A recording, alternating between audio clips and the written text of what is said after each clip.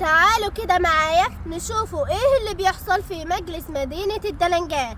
الأول الموظفين اللي كانوا بيروحوا مجلس المدينة يوم الجمعة والسبت وأيام الإجازات كانوا بياخدوا حاجة اسمها بدل نقدي، وبعد كده جه الوزير وإدى تعليمات صارمة وقال لرئيس مجلس مدينة الدلنجات الموظفين اللي كانوا بيجوا مجلس المدينة يوم الجمعة والسبت وأيام الإجازات ما يدوش لهم بدل نقدي، ولكن يدولهم بدل يوم راحة. طيب ليه يا سيادة الوزير؟ علشان ما نكلفش الدولة ميزانية كبيرة؟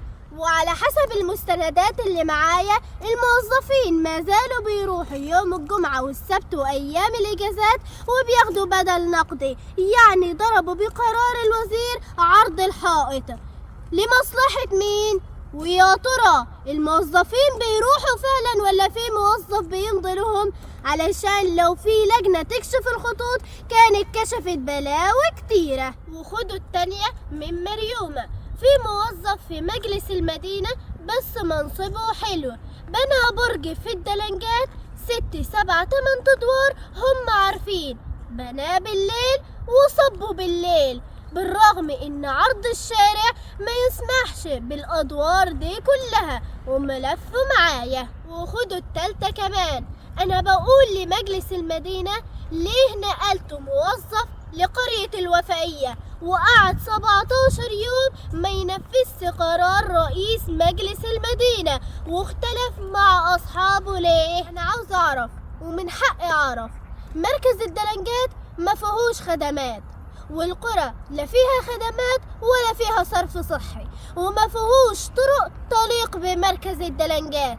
الميزانية بتروح فين؟ مش علشان انا بتكلم عن الفساد في مركز الدلنجات يبقى اهل الدلنجات وحشين، لا ورب الكعبة اللي يسيء لأهل الدلنجات أنا أكله بسناني، لأن الدلنجات بلدي بلا فخر وفيها أفضل الشخصيات وأفضل العائلات وأفضل القبائل العربية وأفضل المناصب في الشرطة وفي الجيش.